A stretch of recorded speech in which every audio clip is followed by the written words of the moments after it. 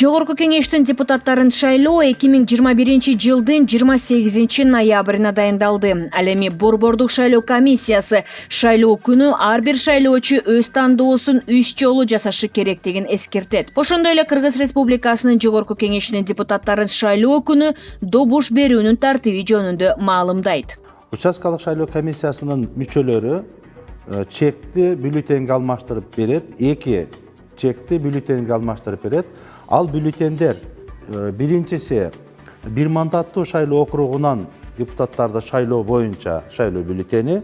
Шайлоо бюллетендин өзү үлгүсү мындай болот.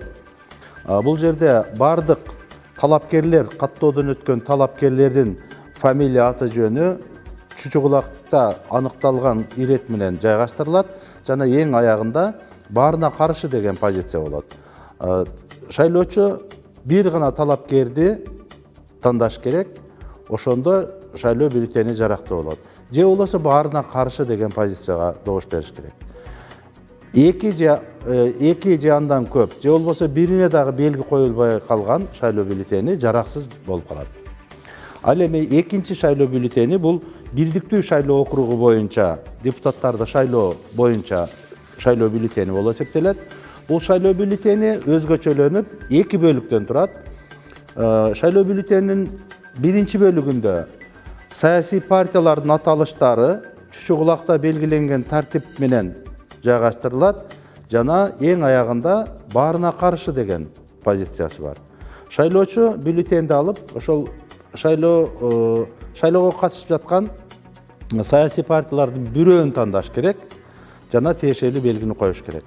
Андан кийин шайлоочунун өзү талапкерди тандап алыш үчүн шайлоо бюллетенинин экинчи бөлүгүндө 1ден баштап 54кө чейинки бош квадраттар жайгаштырылган. Ал бош квадраттар номерленет 1ден 9га чейин, ар бир катарда 1ден 9га чейин 6 катарда болот. Жана ал бош квадраттар катталган талапкерлердин тизмесиндеги, саясий партиянын тизмесиндеги талапкердин номери менен шайкеш келет. Кайсы талапкерди тандагыңыз келсе, ошол саясий партиянын тизмесиндеги талапкердин номерининдеги ошо бош квадратка белги койсоңуз, ошол сиз тандаган талапкердин капчыгына сиздин добушуңуз түшөт. Бирдиктүү шайлоо бюллетенин толтурууда шайлоочулар эгерде саясий партиянын бирөөсүн дагы тандабай койгон болсо, бирок өзү тандаган талапкерге добуш берип койсо, андай шайлоо бюллетени жараксыз болуп калат. Же болбосо 1ден ашык саясий партияны тандап койсо, ал убакта дагы жараксыз болуп калат. Шайлоочулар сөзсүз түрдө саясий партияга жана өзү тандаган талапкерге добуш берүү үчүн саясий партиянын бирөөсүн жана ал жердеги талапкердин дагы 1ден 54кө чейин турган тизмедеги талапкерлердин дагы бирөөсүнө добуш бериш керек. Ошондо гана шайлоо бюллетени жарактуу болуп эсептелет. Эгерде шайлоочу саясий партиянын бирин тандап эле талапкерди тандабаса, андай бюллетен дагы жарактуу болуп эсептелет. Анткени бул саясий партиянын тандады, ал саясий партиянын капчыгына бул добуш түшөт. Кыргыз Республикасынын Жогорку кеңешинин депутаттарын шайлоодо добуш берүүчү жайдан тышкары добуш берүү үчүн бирдиктүү шайлоо округу боюнча шайлоочулардан 13.396 арыз түшкөн. Баткен облусу боюнча 856, Ош облусу 4114, Жалал-Абад облусу боюнча 2700, Талас облусунда 480, Чүй облусунда 1550, Бишкек шаарында 1963, Нарын облусунда 1076 жана Ысык көл облусунда 657. Ал эми бир мандаттуу шайлоо округтары боюнча шайлоочулардан жалпысынан 12785 арыз келип түшкөн. Баткен облусу боюнча 836, Ош облусунда 4034, Жалал-Абад облусунда 2571, Талас облусунда 329, Чүй облусу боюнча 1550, Бишкек шаарында 1784, Нарын облусунда 1024 жана Үсүк Көл облусунда 657 арыз түшкөн.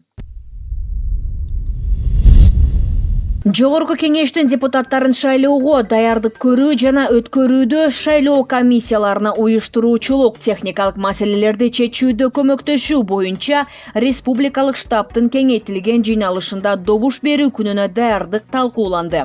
Кыргыз Республикасынын Коопсуздук кеңешинин катчысы Марат Иманкуловдун төрагалыгы менен өткөн жыйналышка Кыргыз Республикасынын министрлер кабинетинин төрагасы, президенттин администрациясынын жетекчиси Акылбек Жапаров, мамлекеттик катчы Сүйүнбек Касманбетов, штабтын тең төрагасы шайлоо жана референдум өткөрүү боюнча Борбордук комиссиясынын төрагасы Нуржан Шалдабекова жана башкы прокурор Курманкул Зулушев дагы катышты.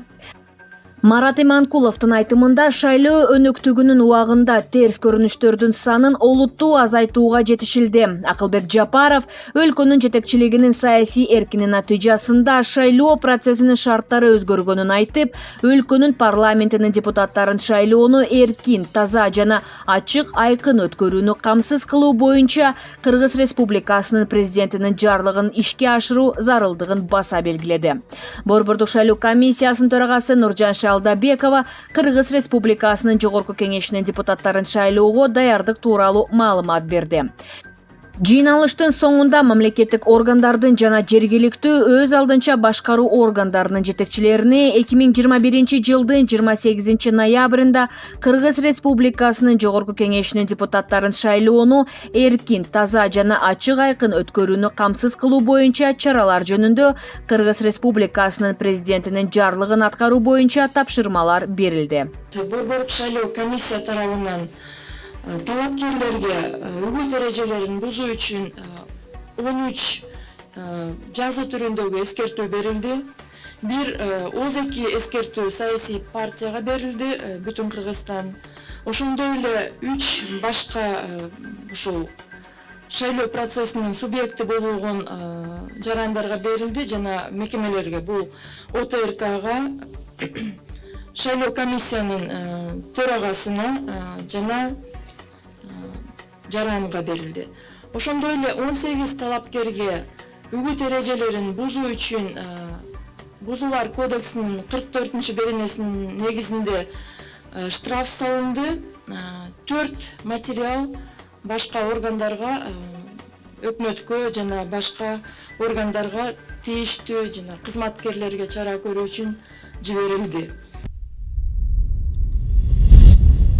Кыргыз Республикасынын шайлоо жана референдум өткөрүү боюнча Борбордук комиссиясы 2021 жылдын 28 ноябрына дайындалган Кыргыз Республикасынын жогорку кеңешинин депутаттарын шайлоого техникалык жактан даяр. Белгилеп кетсек, БШКнын балансында 5716 автоматтык эсептөөчү урна бар. Алар учурда диагностикадан жана шайлоо алдындагы даярдыктан өтүп жатат жана ар бир шайлоо участкасына 2ден бөлүштүрүлөт. Кошумчалай кетчү нерсе, Борбордук шайлоо комиссиясы жаңы тутум боюнча шайлоону өткөрүүдө шайлоо жабдууларын колдонуунун өзгөчөлүктөрү боюнча системдик операторлорду окуудан өткөрдү. Алар өз кезегинде 4870 автоматтык эсептөөчү операторду окутушту.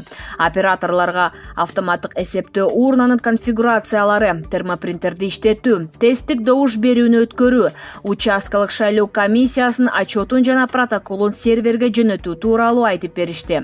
Түзүлүштү диагностикалоо, бюллетенди калибровкалоо тууралуу кеңири түшүнүк берилди. Окуунун жүрүшүндө операторлор бюллетен тыгылып калган учурда кантип оңдоо керектиги, талапкер чыгып кеткен учурда автоматтык эсептөөчү урнаны кантип тууралоо керектиги боюнча көндүмдөргө ээ болушту.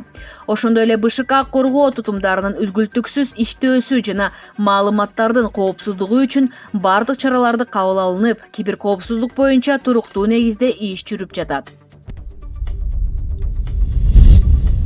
2021 жылдын 28 ноябрында өтүүчү Кыргыз Республикасынын жогорку кеңешинин депутаттарын шайлоодо шайлоочулардын биротоло тизмеси 2021 жылдын 18 ноябрында түзүлүп, шайлоочулардын тизме мамлекеттик порталына жайгаштырылды.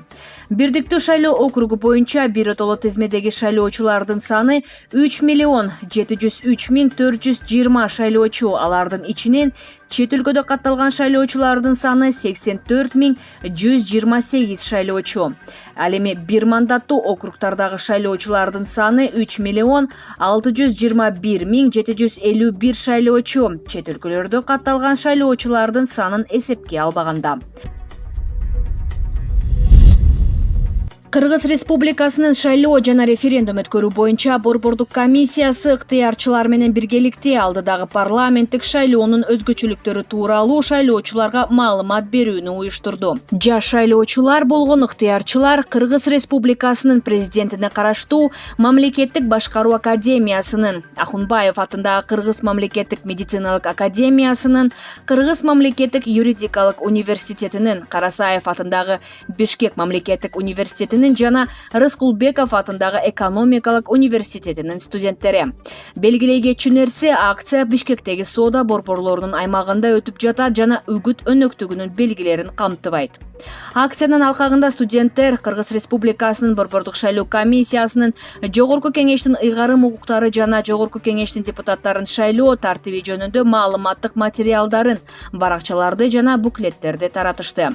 Ыктыярчылар шайлоочуларга шайлоо бюллетенин кантип туура толтуруу керектигин түшүндүрүп жана талапкерлер, партиялар жана алардын шайлоо программалары тууралуу маалыматты кайдан таба алышын түшүндүрүп беришти.